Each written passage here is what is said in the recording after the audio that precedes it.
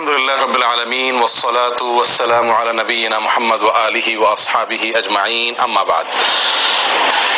সম্মানিত ভাই বন্ধুগণ, আজকে সংক্ষেপে আমরা কিছু কথা আর্জ করার ইরাদা রাখি ওযুর বিষয়ে। ওযুতে আমাদের যে সমস্ত ভুল ত্রুটিগুলো সচরাচর হয়ে থাকে সে বিষয়ে সামান্য কিছু কথা আর্জ করার ইরাদা রাখি। ওয়া মা তাওফীক ইল্লা বিল্লাহ। আমরা সকলেই কম বেশ জানি যে ওযু বা পবিত্রতা এটা হলো সালাতের চাবি। নবী সাল্লাল্লাহু আলাইহি ওয়াসাল্লামের সূরা আবু দাউদে বর্ণিত হাদিসে আসছে, তিনি বলেছেন মিফতাহুস সালাতি আত-তাহুর, সালাতের বা নামাজের চাবি হলো কি? পবিত্রতা বা ওযু। তো চাবি যদি ঠিক থাকে, পারফেক্ট হয়, তাহলে তালা খুলবে।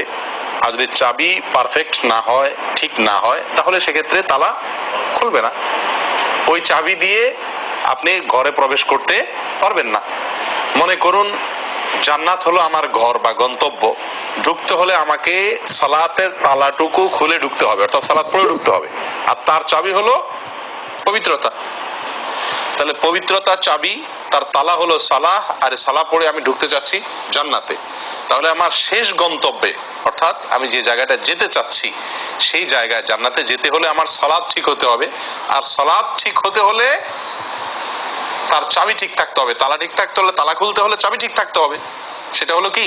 সালাত, তাহারাত বা পবিত্রতা। তো পবিত্রতার সবচাইতে কমন পবিত্রতা হলো ওযু। এই ওযুর বিষয়ে আমাদের বেশ কিছু ত্রুটি, বেশ কিছু ভুল ভ্রান্তি হয়ে থাকে। ওযুর যে ভুলগুলো হয়তো আপনিও করেন, আমরাও করছি প্রতিনিয়ত, কিন্তু জানি না। তো সেগুলো নিয়ে আমরা সংক্ষেপে আলোচনা করব। নবী সাল্লাল্লাহু আলাইহি ওয়াসাল্লাম বুখারী মুসলিমের হাদিসে আসছে, তিনি বলেছেন লা তুকবালু সালাতুন বিগাইরি তাহুরিন, পবিত্রতা ছাড়া কোনো সালাত কবুল হবে না। কোনো সালাত আল্লাহর কাছে অ্যাকসেপ্টেড, গ্রহণযোগ্য হবে না কি ছাড়া? তাহারাত ছাড়া, ওযু ছাড়া। অতএব এই ওযু এটা পূর্ণাঙ্গ হলে সালাত পূর্ণাঙ্গ হবে, সালাত পূর্ণাঙ্গ হলে জান্নাতে যাওয়া সহজ হবে ইনশাআল্লাহ। অতএব একটা আরেকটার সাথে সম্পর্ক যুক্ত বিধায় সবকিছুর আগে, সালাতেরও আগে আমাকে লক্ষ্য করা দরকার আমার ওযু বা তাহারাতটা কি হচ্ছে কিনা, ঠিকঠাক হচ্ছে কিনা। প্রিয় ভাইরা, ওযু দুই প্রকার। একটা হলো কোন রকম ওযু, আরেকটা হলো পূর্ণাঙ্গ ওযু। একটা হলো কোন রকম ওযু, আরেকটা হলো কি? পূর্ণাঙ্গ ওযু। পূর্ণাঙ্গ ওযু যেটা, এটাকে হাদিসের ভাষায় বলা হয়েছে ইসবাগুল ওযু। পূর্ণাঙ্গ ভাবে ওযু করা, এটাকে বলা হয়েছে ইসবাগুল ওযু, অর্থাৎ ওযুকে পরিপূর্ণ ভাবে করা। আর একটা হলো যেন ভাবে কোন রকম ভাবে ওযু সেরে ফেলা। আমরা সাধারণত সারাদিন যে ওযুটা করি, সারা জীবন যে ওযুটা করে আসছি, সেটা হলো যেন তেন ওযু বেশিরভাগ লোকের। ইল্লা মান রাহিমা রাব্বি, হাতে গোনা কিছু লোক আমরা আছি যারা ইসবাগুল ওযুর যে নির্দেশ সেটা পালন করতে সক্ষম হয়েছি, অর্থাৎ ওযুটা পূর্ণাঙ্গ করতে পেরেছি।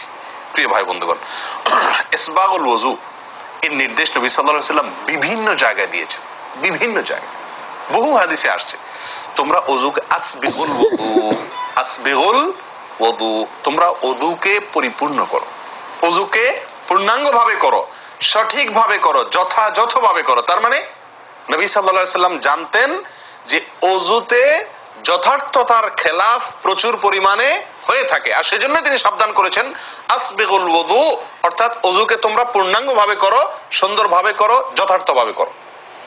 কথা কি বুঝাতে পারছি?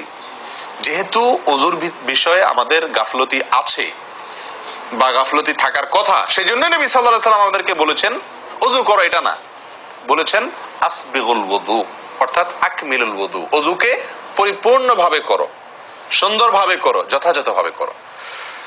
ওযুর যে ফজিলত, ওযুর যে ফজিলত মুসলিম বর্ণিত হাদিসে আসছে, নবী সাল্লাল্লাহু আলাইহি ওয়াসাল্লাম বলেছেন যে ব্যক্তি পরিপূর্ণভাবে ওযু করবে, পরিপূর্ণভাবে ওযু করবে, ভালোভাবে ওযু করবে, এবং ওযুর শেষে কালিমাতুশ শাহাদা যেটা আছে, আশহাদু আল্লা ইলাহা ইল্লাল্লাহু ওয়াহদাহু লা শারীকা লাহু ওয়া আশহাদু আন্না মুহাম্মাদান আবদুহু ওয়া রাসূলুহু, এই কালিমায়ে শাহাদা পাঠ করবে ওযুর শেষে, এই ব্যক্তির জন্য আল্লাহ সুবহানাহু ওয়া তাআলা জান্নাতের সমস্ত দুয়ার খুলে দিবেন।